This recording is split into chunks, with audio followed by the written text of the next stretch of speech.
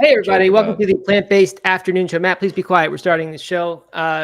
We got 4 of us today for an afternoon-style morning, well, I should say morning-style show. Afternoon. It is morning in the West Coast regions, the nether regions, I like to call them, the armpit of the country. Colorado, where 2 of us are. So it technically is a morning show still. How's everyone doing? We got all 4 of us. This is good. I thought the armpit was by Florida. Well, the armpit's the Midwest. Huh? Sorry, Midwesterns. What? I love the Midwest. Midwest. I was born in Chicago. No. First of all, Colorado is. I was also born in Illinois. Yeah, me too. Illinois. Colorado is not the Midwest. Illinois? Colorado is the West, and as evidenced by the variety of people who like to wear cowboy hats and cowboy boots out here, is the West. We are cowboys and skiers. Yes. It's a strange combination. All right. Good. Well, we got a bunch of stuff to talk about. The biggest one is cannabis help you with your running? That's the new subject of a new study. Interesting results, to say the least. We also got some interesting tidbits, including a vegan Dear Abby question, which I'll be very curious to hear what everyone's opinions are, including the audience. Hello to Bianca Phillips, who can only make it on Friday, so it's nice to do this show in a way that Bianca can attend. Matt O'Connor, also a fan of the Friday shows. He's made that clear before. And Jody Shuck has also checked in. So, hey to everybody, and feel free to chime in if you're here but haven't commented yet. So, yeah, I mean, before we get into it, we're trying to do this like combination No Meat Athlete Radio with plant-based morning show. So we're keeping the focus a little bit more on fitness, but there's plant-based stuff as well. So, Doug, you mentioned the fitness topic that we got this Barkley Marathons thing. I thought that thing just Say it again, Matt. Barkley. What is Barclays? What's it actually called? The Barclays. Barkley Marathon. Oh, it's the Barclays. Oh, I thought it was Barclays, like the Barclays Women's Premier League in the bank sponsors it. It's not that? No, it's not that. Not that. It's definitely not that. Okay. That's my mistake then. It's Barclays. And so close. Last year, this guy, what's his name, won it, right? The vegan guy? Harvey Lewis. Okay, so he did not win Barclays. He won the Big's Backyard Ultra, which is another one by the same guy. Oh man, hold on just a second. different race though. They're both very difficult, both extreme in terms of what their organization is, but they are different. Look at Doug; he's going to go be an awesome dad right now. I think he did. In fairness, he did say that he couldn't make it today because he had to do babysitting, and I said, "No, come on, you have to make it." And we'll have more people here. You can just go off when you need to. So he did give us a warning. There you go. He's gone. So in other words, Doug turned on the TV for his kid so he could come over here and work. Yeah, got it. Nature's babysitter. We've all got it done. We've all done it. All right. Anyway, yes, Doug, two different events. Is your strategy right now just to turn on the TV for the girls? Yeah. No, I'm single parenting again, or not single parenting. Someone fussed at me for saying that the other day. I am. My wife is traveling, so I am alone with the kids yet again this weekend, and I'm trying to podcast for the first time with a kid watching some. Wait, someone got offended that you called it single parenting? Yeah, because I think that a single parent has solo parenting. Far harder. Solo parenting. There you go. Of course, that's what I call it. Doing that for a weekend. You're single parenting for the weekend, and it's impossible. I'm so sick of the various definitions. I can't are we co-parenting? Is that what's happening? I keep hearing these things. I'm like, I don't actually know if that applies to me. You know, the world's getting too complicated. Yeah. Well, what's happening is that I have 2 kids by myself. One of them is still in school. One of them I just picked up and made her a nice, delicious vegan lunch, and now set her in front of the TV for the half hour or the hour while we're recording. Did you like that convincing, delicious vegan lunch, right? Yeah, exactly. It's really good. It's a pint of ice cream to ensure that she doesn't bother Doug during the podcast recording. I said delicious, happening. Not nutritious. Yes, you did. I mean, I wouldn't blame you, by the way. I've actually strategized something similar when I've had the kids and had to take a call, and I've thought to myself, okay, I'm going to start out with celery sticks, right? And then I'm going to go to I don't know, popcorn, and then if things get really bad, I've got whatever, just ratcheting up things to distract them, generally along the lines of sweeter and sweeter food. So I don't blame you, man. We do what we have to do.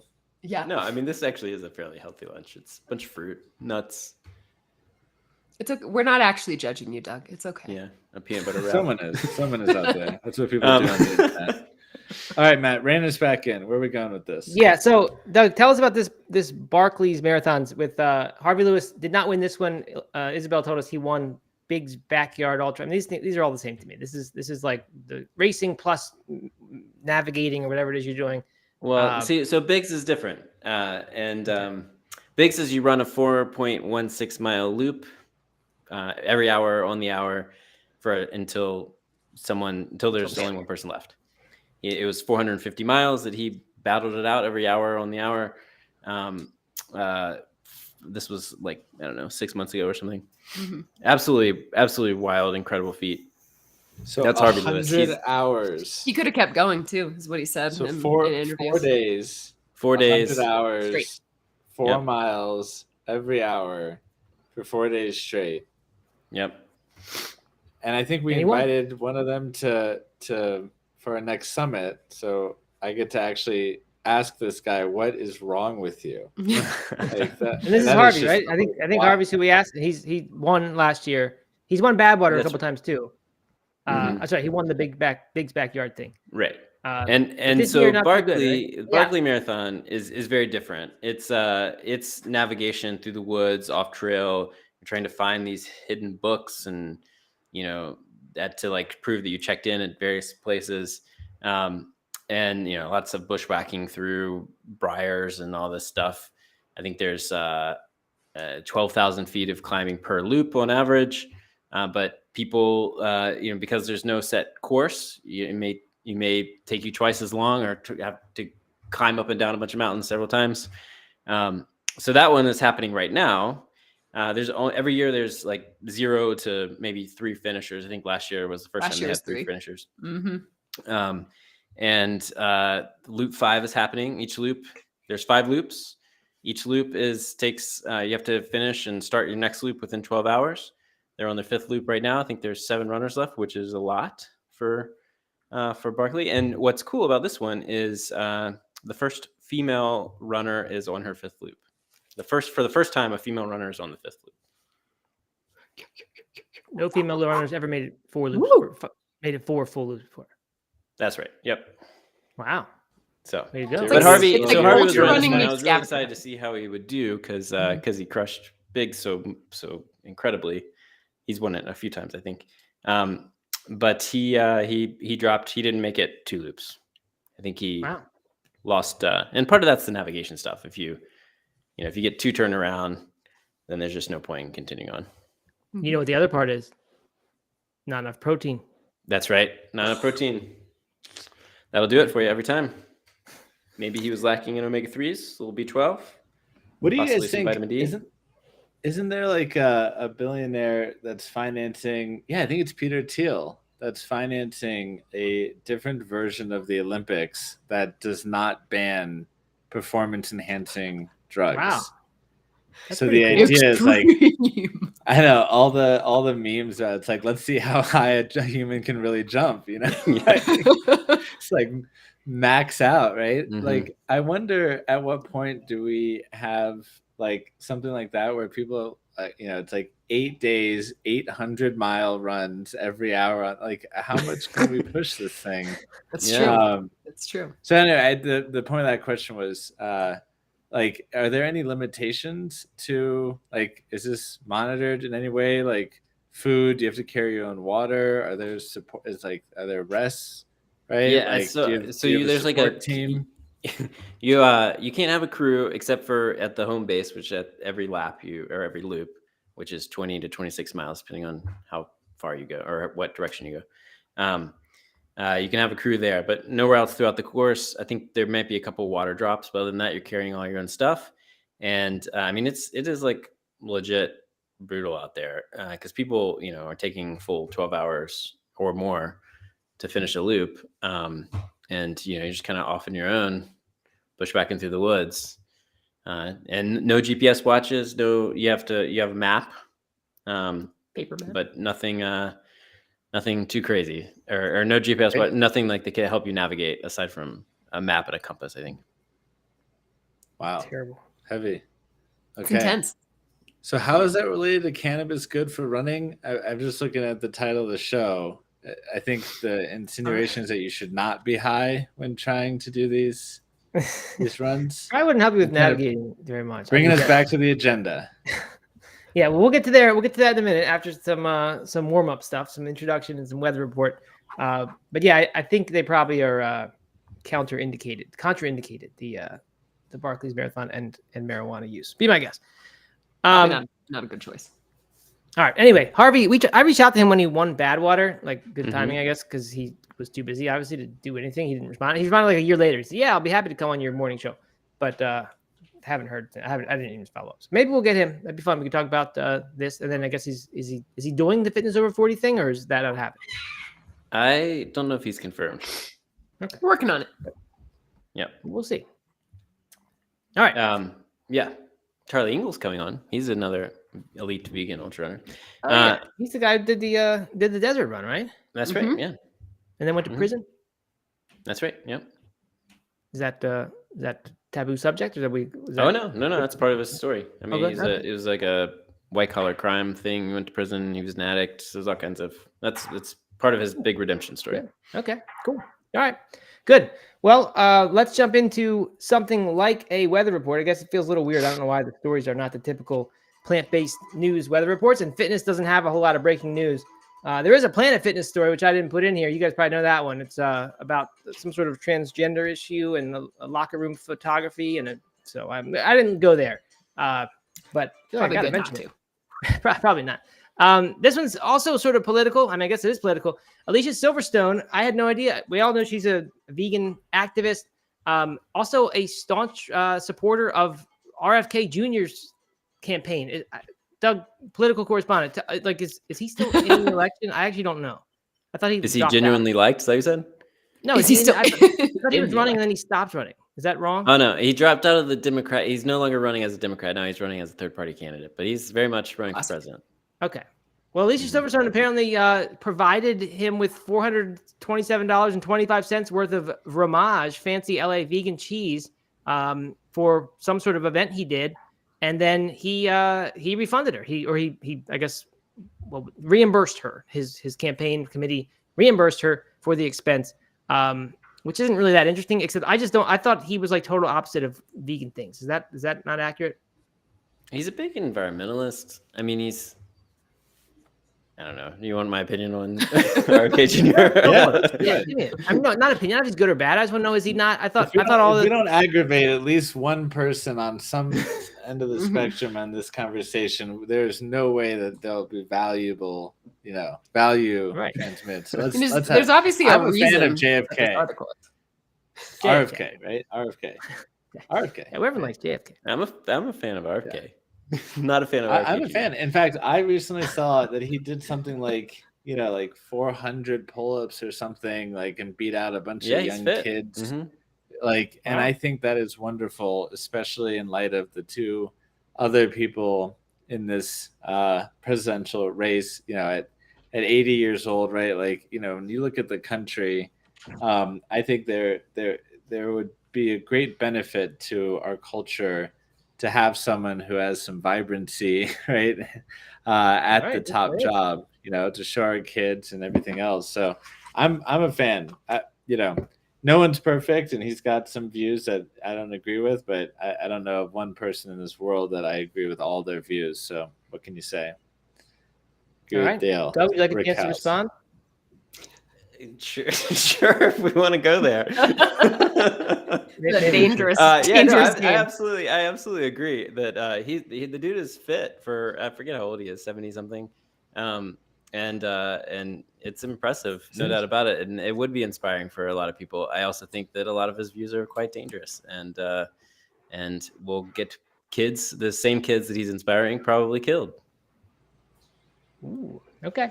Oh. Did Alicia Silverstone maybe jump on board? Which views are going to get kids killed? The vax views? He is 70. Shit. Yeah, the vax views. He is. Yeah. This is a dangerous conversation that I'm going to move us Was on. Alicia Silverstone an anti-vaxxer before COVID, like a vaccines cause autism? I think so. Yeah. She was one of the leaders in that, I think. Okay. Well, that's probably why she's on board. And apparently that's why Aaron Rodgers might be his running mate. Is that any truth to that one? Yeah, well, that's the rumor. It is. Okay. I think I broke that rumor on the morning show. So is it essentially like a full anti-vax ticket? Is that he's just assembling all the anti-vaxxers? Seems like that's the one issue that, you know, kind of divides whether or not you can be for or against him. That's the biggest one for sure. He's also like anti 5G because it's going to cause cancer and all the main like all those things. But yeah, I think he's kind of going all in on the anti-vax ticket. I mean, he hasn't announced his running mate yet, so we'll see. He's got some fringe conspiracy theories for sure. But he did reimburse Alicia Silverstone, though. Yeah, what's funny about the story is that the story is that he just paid her back for the cheese. For like $4 worth of cheese. I'm not sure why that's such a story, but I don't either. I don't know how it's a story at all. It's a tremendous amount of vegan cheese, though. They're probably not that much. I bet that place. I bet it's expensive to buy a pound of that cheese. I bet that's probably like 3 pounds of cheese that they got. And I told you guys my Erewhon story of vegan cheese, right? I went to just like the first, like I was in California and I saw vegan goat cheese, and it's been 10 years since I had goat cheese. So I was like, wow, I gotta try this, right? Didn't look at the price because it was a small round thing of goat cheese, literally this big, probably a couple ounces. $35. It was like $27. Yeah, it was crazy. Was it good? Like, actually, it wasn't. I don't like. Maybe I don't remember what goat cheese tastes like, but it was not like. It was definitely not worth. I mean, each little cracker with some cheese on it was like $5, so it was not worth it to me. But hey, by the way, Dale brings up a great point. Just because you don't want to vax, does that mean you're anti? Okay, I appreciate that. A little nuance to this world. That's true. A world of polarity and extremism. Thank you, Dale. Yeah, always appreciate it. How do people feel about goat cheese? Is that one we can all agree on? All right. On to the next. AI news. We always love to kind of dunk on AI when possible. Nvidia has announced they partnered with a healthcare startup, Hippocratic AI, and they're offering a bunch of, they're saying, beautifully airbrushed $9 per hour nurses, who are AIs, of course, who could replace humans in areas of patient care that can be done virtually. We, on the morning show a while ago, I remember when we first talked about AI, as we now and then do, somebody in our audience was like, well, I'm a nurse, so thankfully my job will never be in any trouble due to this. And here we go. This is happening. So, I guess this is cool. I guess I wouldn't have a problem going to an AI nurse, even an AI doctor. I'm on board with that. Are you?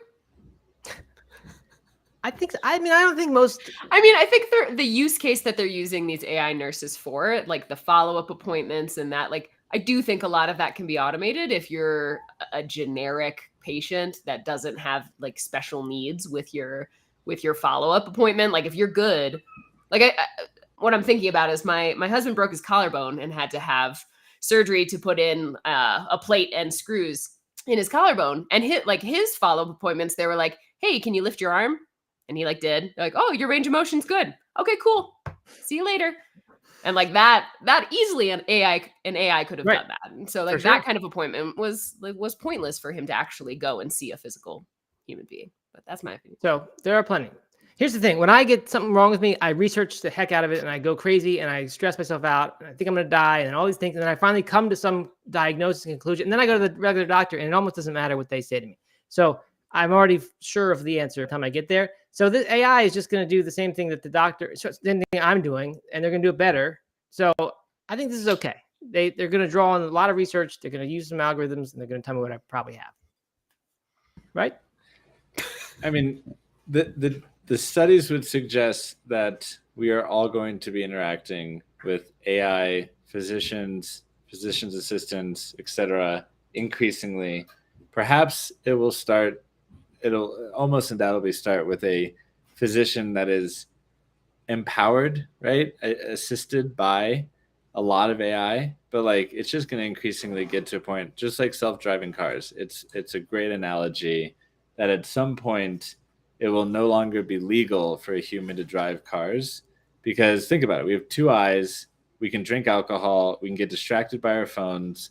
We can have kids screaming at us or throwing Cheez-Its at us, right? Like all sorts of things can happen that can distract humans.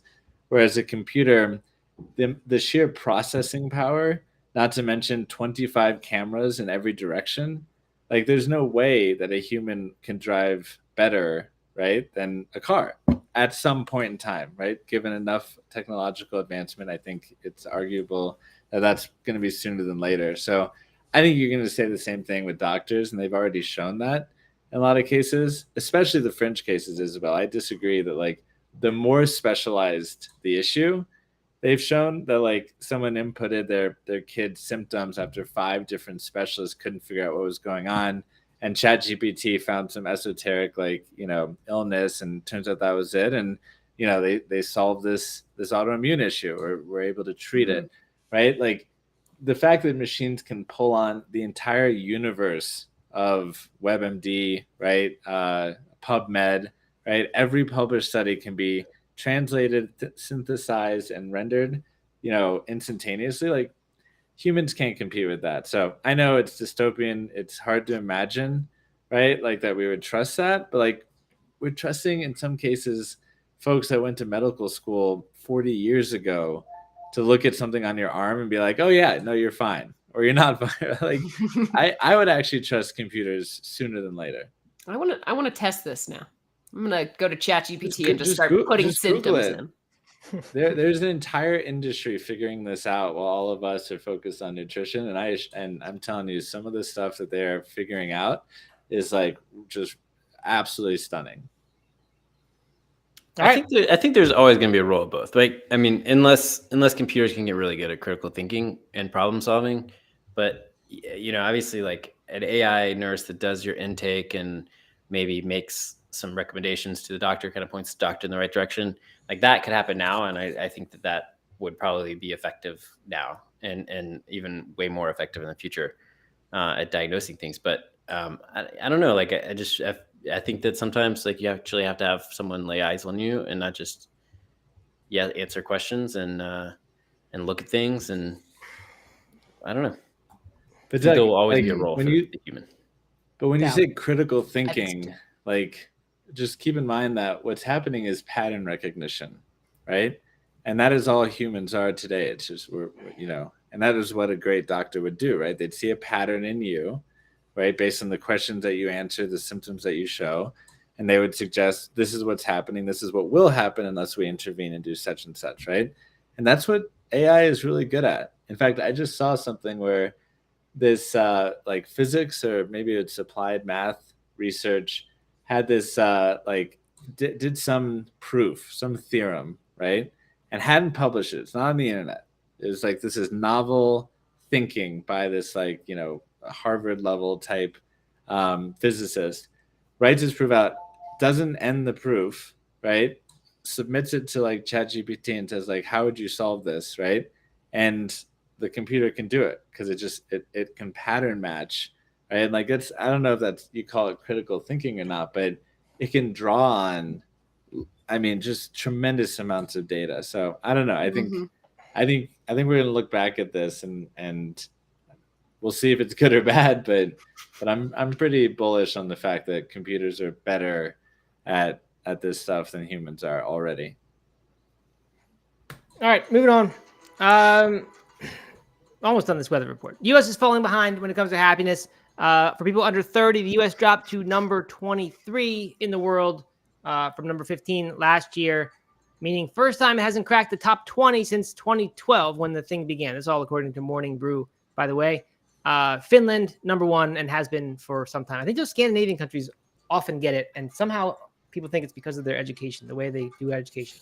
I forget exactly what the reason is, but there you go. No surprise there. I mean, I would think we'd be way lower than 20 actually, or 30, just based on what our country is like. Brutal. So much pessimism filling that statement. And finally, this is the reason to be happy, though. Doordash has begun using drones to deliver. In this case, it's a Wendy's only, and it's only in Roanoke, Virginia, I think. But as long as you only order certain items on the menu and it's between certain hours and you live within 3 miles of this one Wendy's, you can get your thing airdropped to you basically by a drone. I mean, I think this is cool. I think, Doug, you think there's always gonna be a role for humans in that for the too? 10 people. No. I think I'm drones are definitely going to take over the world. No, I think this is cool. I would. Do they drop it? Like, do they hang out and then just like parachute it down? How does it work? Yeah. It's a thing. It hovers above you. There's a little string on it, and it just drops it. No parachute involved, but they do drop. It's a string, just falls. Just a frosty. Yeah. So I saw. Okay. Oh man, I'm gonna be pulling on a memory from like 6 months ago, but it's relevant here. Speaking of it, kind of merging the doctor and the drone delivery. There is a country in Eastern Africa, maybe Ethiopia, can't quite remember, where they have trouble getting medical supplies to various like small villages. So they set up this thing where like a small doctor can call in to this main headquarters, and they'll pack up the food, launch these drones, 500 miles or something like that, and then they just parachute the medicine and stuff down to these little villages, and then the drone turns around and comes back. And I'm like, that is so incredibly brilliant. And what an advancement. That is really cool. And yet here in the US, we are using it for Wendy's delivery. It's the important things, Isabel. For a 3-mile radius. All right, moving on. We have 2 more topics for today. I guess this last one's sort of still weather report, and then we'll get into our main discussion. This is a Dear Abby, and we often do the Am I the A-hole things from Reddit. This isn't quite that, but I think it's interesting. Here's the synopsis. A guy says, my wife and I have been teachers since 1999. We married in 2011. She became vegan in 2017. It helped her beat diabetes, which I love. However, she's pure vegan for animal rights and listens to vegan podcasts all day long after teaching and on the weekend. So she may listen to us in the morning. She could be listening right now. She could be Bianca or whoever. I mean, anyone. Who knows who? We have no kids together. Oh, sorry. Right now she's listening to vegan podcasts. No, I'm sorry. I jumped ahead. Had to make my joke. It says, I mean, all day, every day with earbuds in. I have to say knock, knock to even talk with her.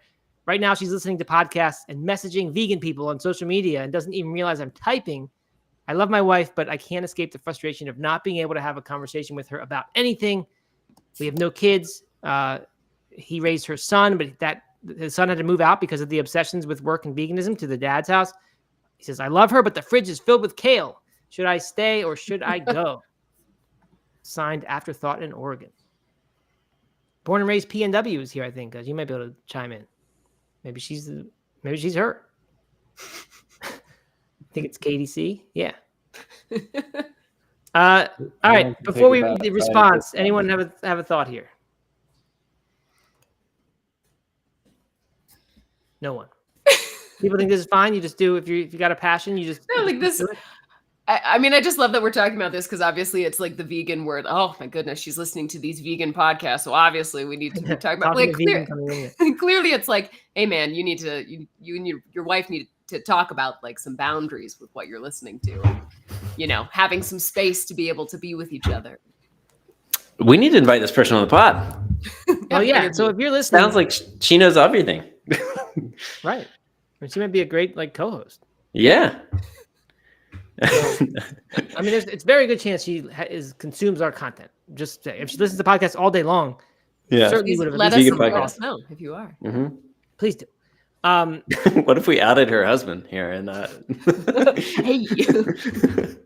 All right, so maybe we should make this show all about Dear Abby letters. I mean, I wish there were enough these and Am I the A-holes, and it would be great. It would be all we need.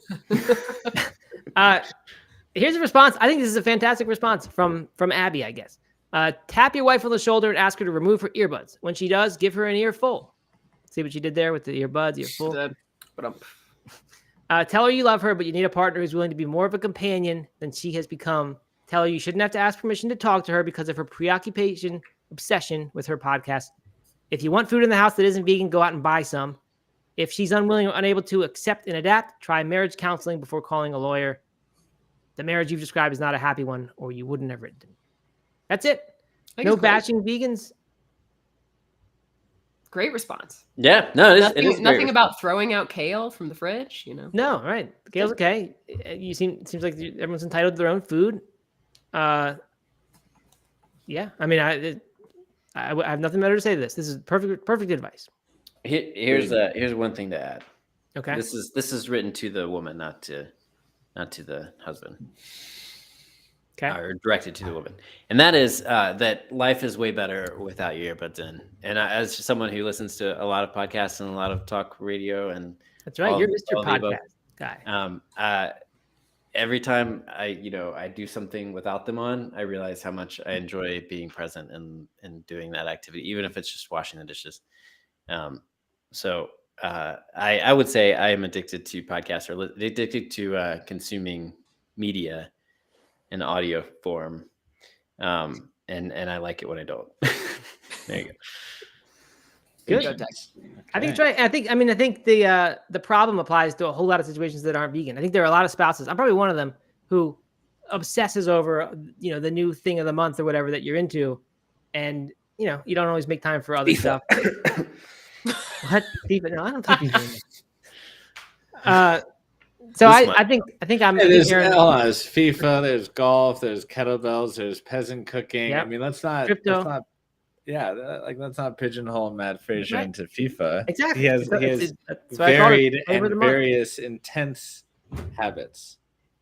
Yeah, and so I think I do this a lot, but I don't know. I mean, yeah, but you need to be reasonable. You got to be mindful and say, okay, I got to take some time away from this thing and do some other things. Be a good husband, be a good father, all these things. So forget about your loved ones while you are trying to consume and learn things. Can't do that. Yeah, I think Doug's suggestion is very wise, which is that being present in the moment and not having your audio books or podcasts, whatever, in is, needless to say, a very important point.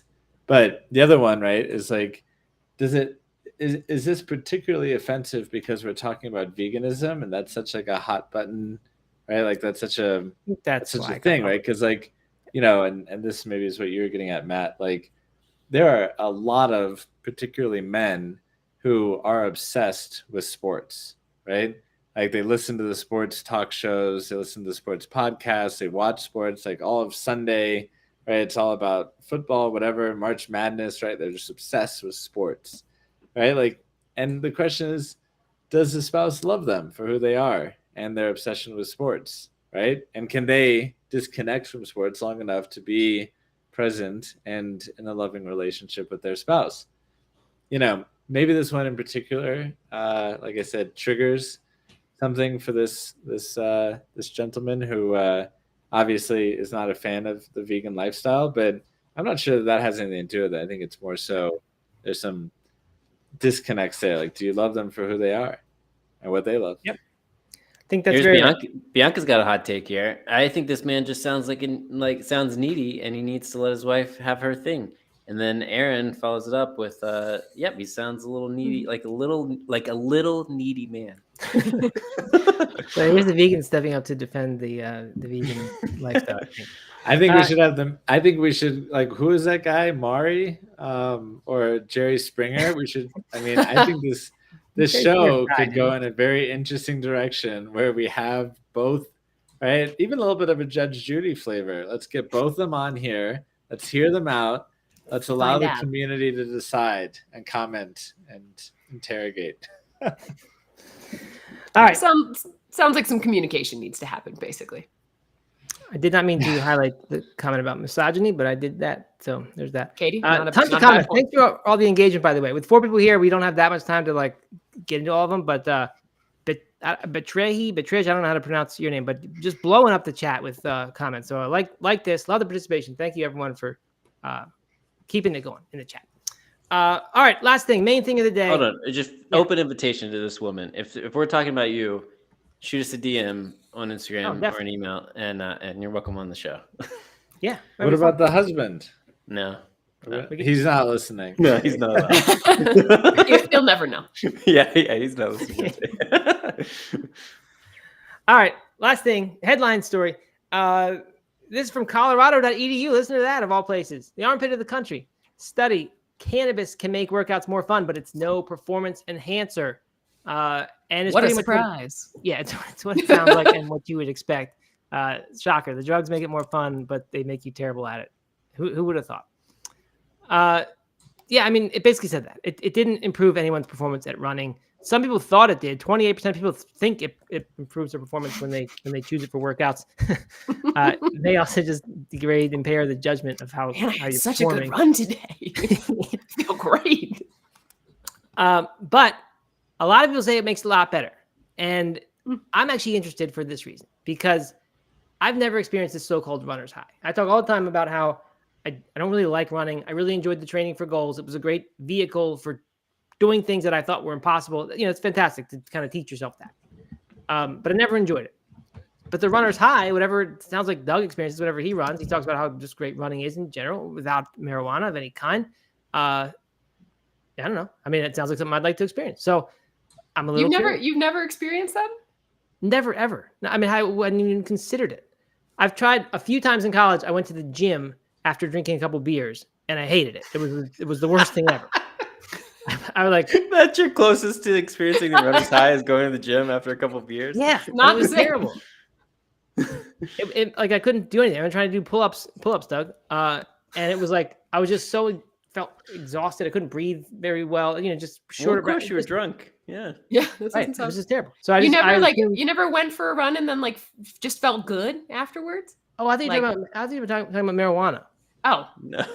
No. She asked you. She was surprised you've never experienced the runner's you high. said Yeah, runner's high, as in no, like the runner's, not the. Okay. Yeah, no, I've been a little bit happy. Like I'm like glad I got that done. I'm glad, but I never come home and felt like euphoric and like, wow, like that was amazing, or I can't wait to run again. Mhm. It's just not that fun. But okay, so looking deeper at this study, I just find this fascinating. 90.5% say it increased enjoyment of the run. 69% say it decreased pain. 60 or 59% said it increased focus, and 57 increased motivation. And like you said, 45 said if they felt like they got faster, and then 30% say they felt like they improved performance. So we know they're not getting faster. We know it's not actually improving performance. But the other stuff, decreased pain, increased enjoyment, increased focus, increased motivation, like that's all big stuff. If you're talking about people who, might not be running otherwise, I don't know. You're right. I mean, If that gets you to exercise, yeah, It's true. But if it doesn't actually, I guess for somebody who is going out for performance related goals, like if it makes you feel faster, but you're not actually faster, like I don't think that's a good combination, regardless if like you enjoy it more and you have less pain, like you're still not performing better. for performance reasons, you wouldn't want it. If you were serious about performing and reaching goals, probably not something to use. But if you're in so much pain that you can't run very much because it's just miserable, then it might be a good thing if it could allow you to do it. When I was in Kansas City last summer, a guy in a used bookstore, I was talking about my book actually, because he had it in there. I made the mistake of saying, "Hey, this is mine. You want me to sign it?" Aaron convinced me to do that, and I did, and I was like regretted it immediately because he started saying he was like, "Oh, I don't know about that vegan thing. I was not." But then he was like, "But you know what I do? Smoke marijuana every time I go run, and it's amazing for trail running."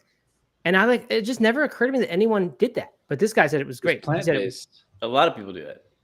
do they? It's pretty common. That's a thing. Yeah. Mm-hmm. Definitely. Okay. Long I runs, didn't short know that. runs. Yeah, it's a big thing. For long runs too, or like just like the Mhm. quick little workouts. Yeah, both. I mean, that's Yeah. everything. I mean, I wouldn't say. I have no idea if anyone. I'm sure people are doing it, but it seems like most time it's kind of slow trail runs, longer runs, or just kind of going out for an hour and a half or whatever, and that type of run more than a speed workout or something like that. Mm-hmm.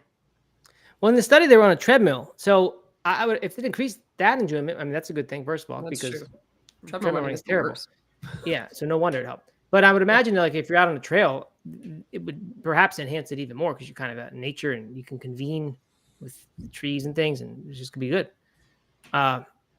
So yeah, I don't know. I guess it's cool. I kind of thought it was sort of a controversial thing, but Doug's saying everyone does it. Not everyone. No, he's not saying everyone does it.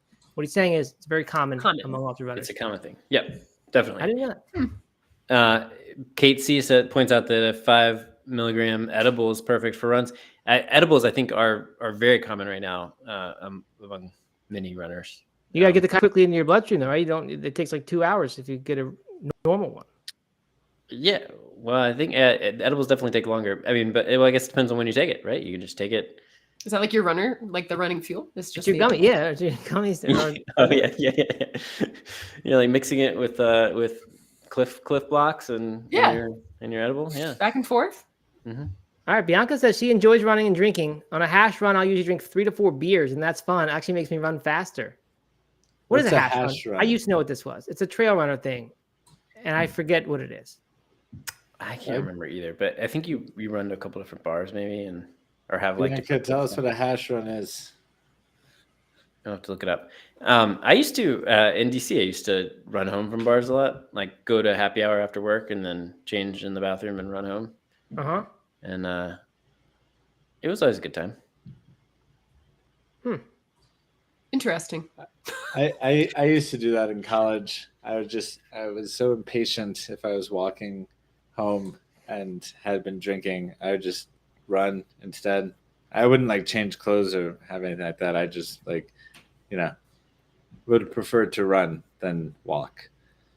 You know what I did in college? Hitchhiking. You ever get into hitchhiking? Like in college days? You hitchhiked? My friends and I started hitchhiking, and we started getting rides like completely drunk, and people would pick us up and then drive us around.